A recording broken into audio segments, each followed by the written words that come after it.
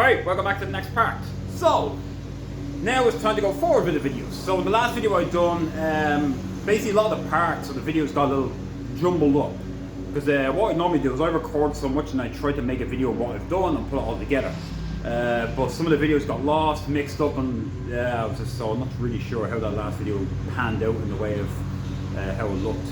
Other than that, the owner told me actually it is not a Ford rear end that's in this, it's actually a Nissan rear end. So that was my fault. I thought it was a Ford for some reason. Somebody told me it had a Ford rear end on one of these and I just convinced it was him. But anyway, other than that. So what we're going to do is we're going to start getting more of a move on in it, and then we're going to go to the boot end and start doing all the wiring for all the lamps, the boot, the fuel tank, and the tail license plate lights. And from there we'll go back into the cockpit, and then we'll try to get everything done. We'll figure out what I'm going to do regarding the fuel system to actually run this thing, because I'm going to have to do, now that the piping is almost done, I have to do a pressure test for the coolant as well to make sure there's no leaks. I don't even know there's oil in this thing. I just start doing wiring, so yeah, go find out. Alright, so let's get at it again. Roll on some high speed.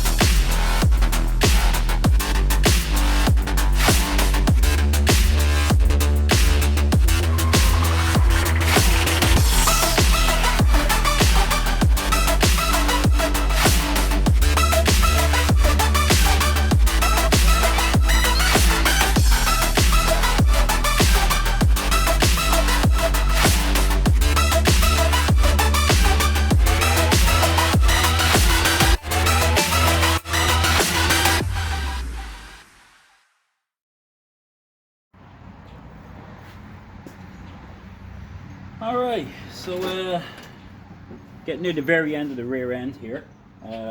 Made up the wiring harness, I put it in. I made up a separate one for the license plate holder. Instead of, usually you break it in the middle, but that's, if there was a negative as well I would, so I made a separate one and have it down here, so it has the ground for it. And I can choose now whether to ground out any other ones, and I'll just basically attach it to it, and I'll run another wire back and attach them all, then ground it out, and that way. Because if it's these have an awful trouble of, how do I say, not working.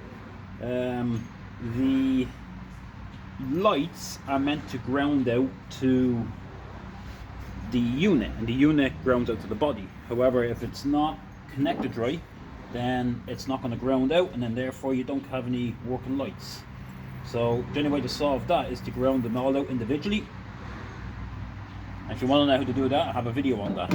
If you want to learn how to do that, it does work best, but I'm just going to do this for now and see what happens, because there's no lamp anyway, so it's a bit pointless. I just want to make sure that the power's coming back and all these are powered,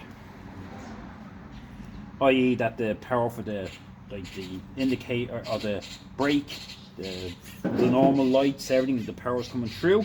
After that, it just becomes a ground issue. I don't know, it seems the boardie's having an argument with me here, maybe telling me off, telling me something different. So right now I'm just putting the connectors on the end, and I just have to do the one here for the fuel tank, and again I have to make a new ground strap for that. So they're both supposed to be grounded.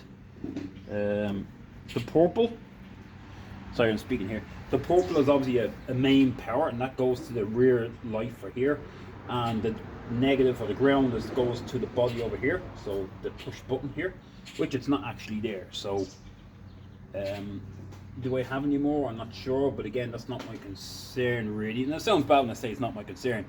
I'm not here to build every system on it. As long as the power is there, I'll work on it to the end. It's not a priority to say the word. I shouldn't say necessity.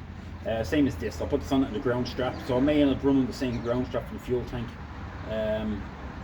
Join it to that, and then I'll put it straight to the body somewhere, because usually the main wire in the harness has a ground strap that follows all the way through, which is fine, but in this case you're building the system, so instead of having the wires running through, I'm just going to shortcut it and find a point to mount it. He has sprayed it all, so somewhere in here I'll have to go put a self-tapping screw to make sure it's grounded out. So that's really it for now. Well, I'll continue on putting these wires in, and normally I put the heat shrinks on the end, but in this case I'm just putting these ones on because the heat shrink, they're small connectors. So if I put the heat shrink ones on, they're maybe a bit too big. It's easier to get these on. Believe it or not, they're not great. I'm not fond of them, but they work. So at the end of the day, as long as the lights work, that's the main thing. So that's one side. Now I'm going to do the other. Put the wires here. I'm going to put them on the ends, because the ones here may be a different spade connector. I might put the heat shrink because they're depending on which light he has for in here, they're usually a little fatter. So I put the bigger spades on. These will get away because the lamps themselves have a little smaller spade. They're usually smaller. However, these fittings are actually pretty decent, actually connecting on to the very end, so you get a good connection. Anyway, that's it. So I'm going to keep plugging away here, and we'll throw on a bit more high speed while I take them to get these done, and then we'll move on to the cockpit again. Alright, let's go.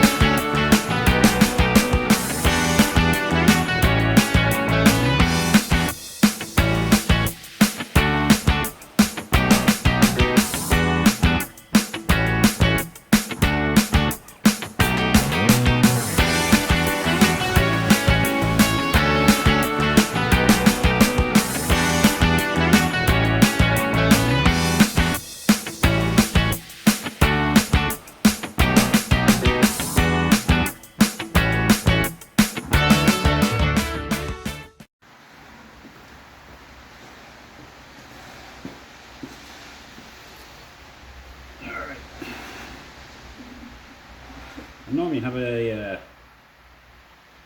filter you put on this, but I'm almost there anyway. So it didn't help that the drain valve was open on it. Yay.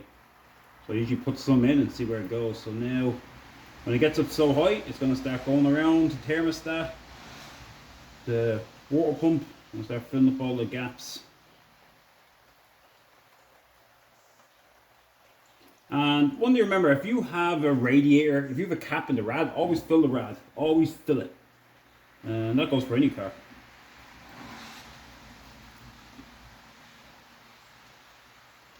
When you run a car, if you ever do this, when you run the car, it's supposed to call burp it, as you call it, which is usually when you start the car, you leave the cap off, and that allows the air to come back around and as it heats up and bubble out the cap. So, oh dear, we have a leak. I didn't got very far, we have a leak.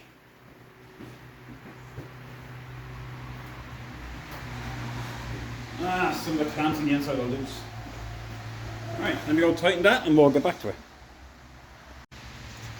Alright, so I'm ready to test it. So the inner two pipes, the heat returned on the inside. The clamps aren't great, so I ended up just changing the two hoses. So that's what I ended up doing. Of course, ripping fingers left, right, and center. So I have them done. I don't see any more dripping on the ground, which is good. I now have the coolant in there, but dripping on the ground is no good. We have to see it under pressure, under load. So on the queue of the train, it decides it wants to come by again. Still not finished yet. It's never ended. So with that, we shall test it. So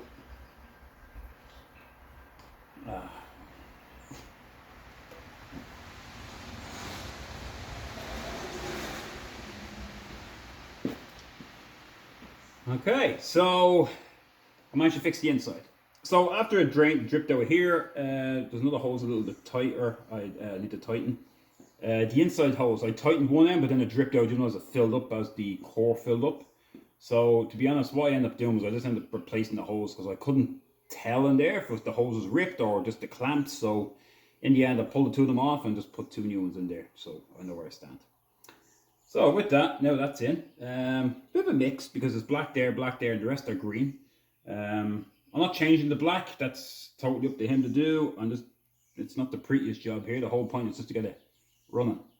Because I don't know if he had it running for a bit. I must ask him. By the way, on that note, thinking of asking him stuff, I did say in the previous video, or video before that, I forget which one, that it was a Ford rear end. It's not, it's a Nissan. And now I can't remember if I said that already. Did I say that? Someone quote me on that if I already said it was a Nissan one. I might have. Anyway, it's a Nissan rear end, not a Ford. Alright, so she's still showing full on the rad, so let's go do our pressure test. I've been waiting for tea all day. Alright, so let's say we're going to do a pressure test. Like the doctor coming along, open up the suitcase. Big suitcase, and all you take out is a stethoscope. Okay. So what I need is my pump. Simple kit. Buy it anywhere. Buy it on Amazon. It's pretty straightforward kit. There's nothing special about this.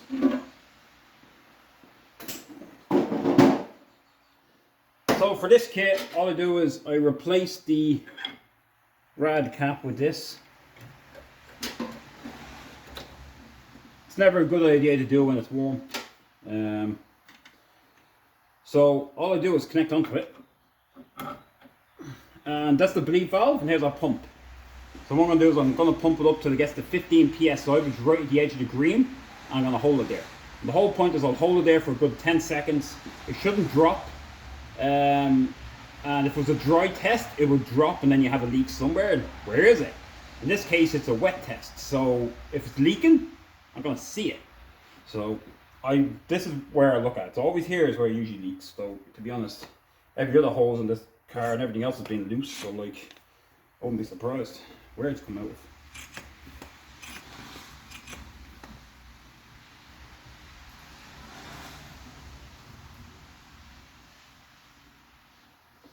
I haven't even got there yet and I can see leakage. Alright, where's my thing?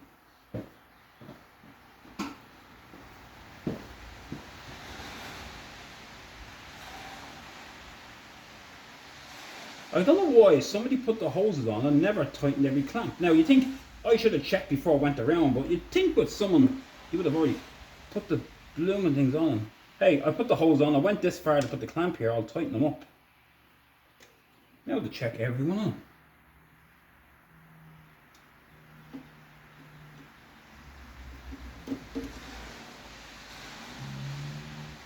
This is what's delaying me, is doing all this stuff. I shouldn't have to do this. Like the engine was put in, you got so far. I should have made just do the tests. So it's just a bit frustrating because it wasn't part of what I was trying to do. Originally it was just do wire and that's it. Wire to start. But the problem is there's so much stuff to do to get it to start. Like, there's no battery for the car. The carbs are not on it, like it just yeah. It is what it is, but there's just so much extra stuff to do that I wasn't expecting to be doing.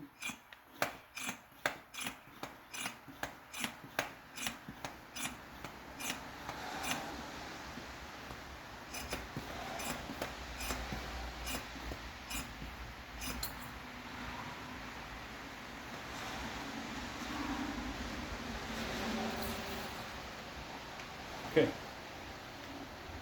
So here.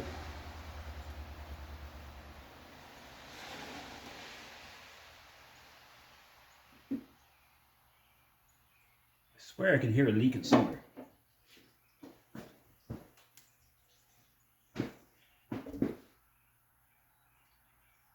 I don't know if it's leaking or that's just all the air being forced around because it's losing pressure, which you shouldn't be doing. It's leaking. It's leaking from somewhere.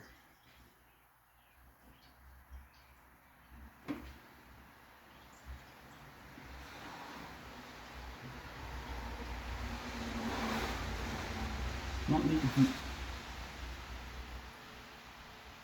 Is it leaking from these holes? I'm gonna walk around now to see where it's leaking from.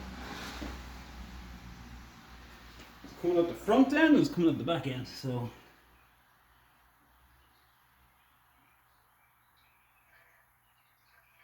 I can hear all the air in the system.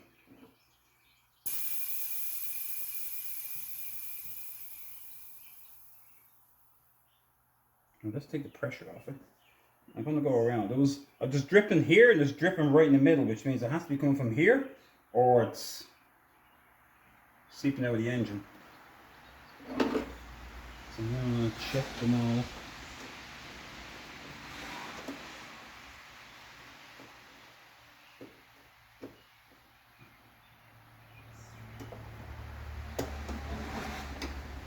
I'm not going to fit it right.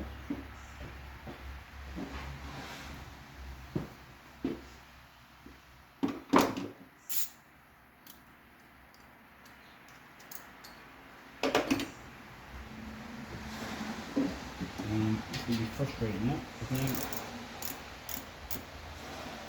I don't know where the leak is coming from. It wouldn't be good if it was coming from the engine. So where the engine could have come from? I don't know. I knew that was going to happen, and still didn't do anything about it.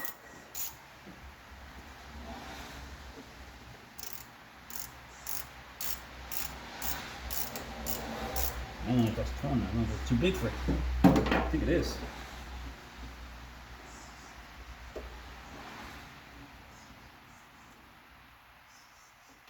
No, that was tight.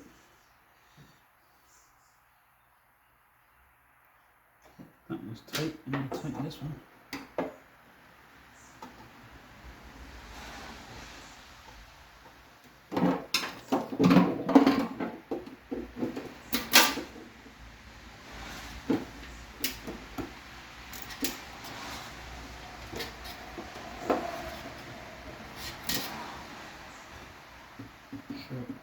That was moving, so I think it could be this one.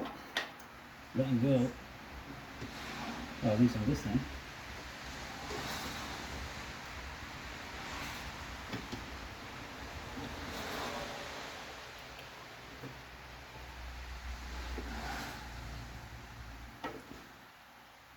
Now I have to go over the bottom ones.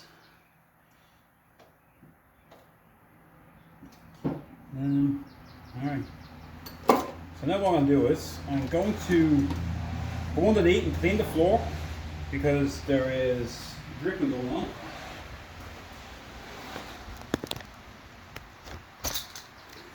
So this puddle here has come, and now to find out where it's come from, or to see if it's running down the pipe, which the pipe is dry, so it's not there.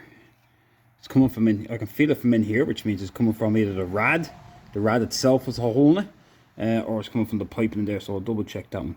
The other drip is on this side, so I have to fold it up to see where that one's coming from.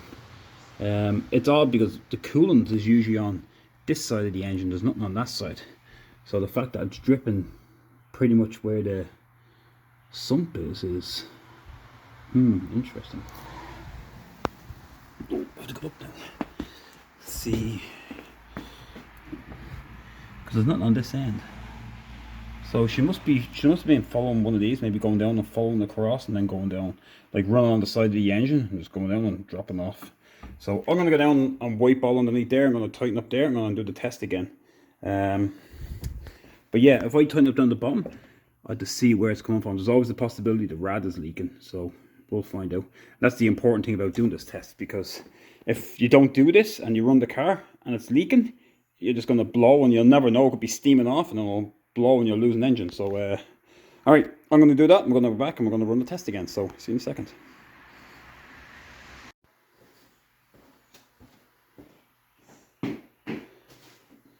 Alright, so I had a look underneath, and what it looked like, it was the drain valve. I was able to crack it a little bit more, and the coolant was coming from one of the hoses here and running around the back plate and then running down. So I did tighten them up now, so we'll see if we still get a drip from there. So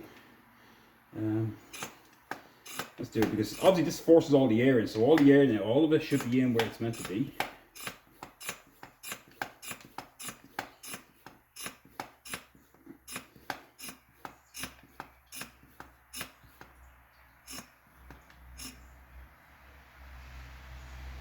I'm up to 15 and she's losing pressure. So I don't know if you can see it, but I can see it moving. So if it's moving, it's leaking somewhere. It's leaking fairly decent. Checking here. Alright, it's nothing there.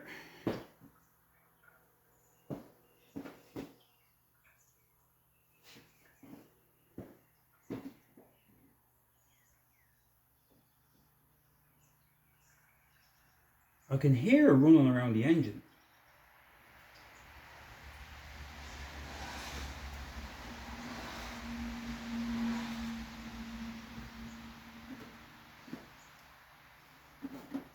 Oh dear. That looks like it's coming from the block.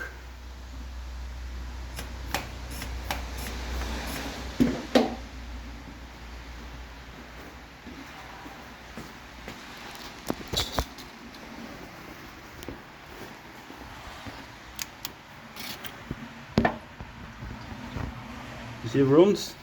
See there?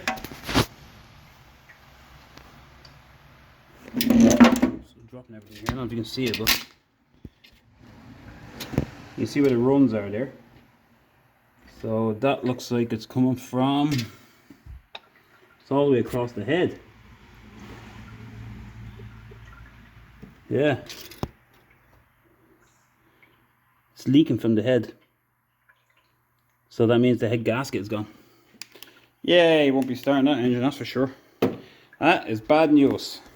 That's why I can hear all bubbling up. It's just coming up through the head and it's going out. So yeah, the whole the head gasket is gone because it's leaking from there. What a catch that is, huh? All right. Well, I'm guessing that's for the wiring. That's where I almost stopped. But now I have to go give the owner some bad news to tell him that the engine's leaking from the head, because that's not good at all. Look at, that's coming directly from the block. So this head gasket is gone, or the head gasket is going on the cylinder, the block itself. You can see it there coming from the head, see? Right underneath it. Yeah. That's no good. Alright. Well, I don't know where to go with this now, because now I'm not going to be doing any more on this, because I'm certainly not going to be building this engine. I don't have the time until winter. So, maybe that's it for this. So, maybe. I'll run through the rest of what I've done, just in case you don't see this car again. I did manage to get the gauge on. Yes, it's someone going to go, hey, they're in the wrong place. I'll just put them in my own place, that's it, because the oil is normally up top. But I just wanted to keep the fuel and the temp together, because I had the wiring. But I pretty much had all the wiring done. That one with the yellow strap, that's actually for the sensor at the back. I've gotten all the wiring done here, so that's all the plugs sticking out. So yeah, so it's a shame now, because I've done all this expecting hopefully get it started. And now we've hit a spanner in the works that the head is gone. So yeah, it's only with 15 psi. So there's the gauge there. It says the minute I put it in, I got it to 50, well, with the green. So you put the 15, so it's one in the red, and I can see it going down already. So now with them tightened, it's just forced the rest of it, and now it's leaking out of there. So that'd be that wouldn't be a good job if the camera was going. So now, yeah. All right, well that's it. I'll could be the end of the videos for this one. I don't know if I see the next part. I'll see the next part. Other than that, if that's it for this, I think the next set of videos I'll be doing is our P6P. Yeah, I just had to finish off actually a couple of videos. I do have to do one more video on the red Tr6 that's out there.